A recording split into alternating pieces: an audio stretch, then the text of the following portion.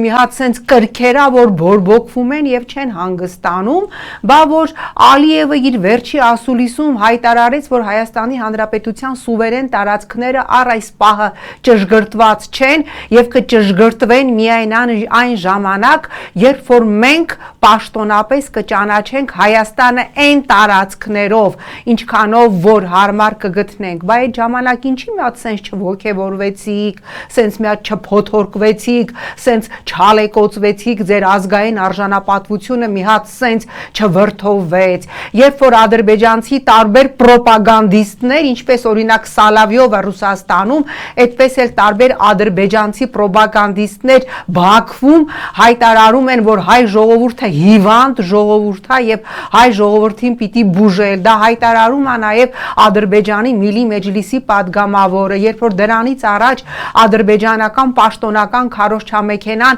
արցախցիներին համեմատում էր սոված եւ կատաղած կատվի հետ, ասելով ինչպես սոված կատվին կվարժեցրեցինք, ինչպես գնալ եւ տիրոջ ձեռքից հաց վերցնել, այնպես էլ ադրբեջանցիներին կվարժեցնենք եւ բազմաթիվ հայատյաց հայտարարություններ, երբ որ նրանց նախկին օմբուդսմեն Սուլեյմանովան հայտարարում էր, որ մարդասպան հային գլխատած Ռամիլ Սաֆարովը հայրենասիրության օրինակ պիտի լինի յուրաքանչյուր ադրբեջանցու համար, երբ որ Ռամիլ Սաֆարովին մեկ ամիս առաջ գնդապետի կոչում տվեցին եւ ադրբեջանական բազմաթիվ ՀԿ-ներ դիմեցին Ալիևին նրան Ադրբեջանի ազգային հերոսի կոչում տալու, ես չտեսա, որ որևէ մեկի իշխանական ճամբարում արժանապատվությունը սենց նվաստանար, վիրավորվեր եւ իրանք այսպիսի բոլոլա բարձրացնեին, ինչպես ռուս իմ կարծիքով վատ պրոպագանդիստի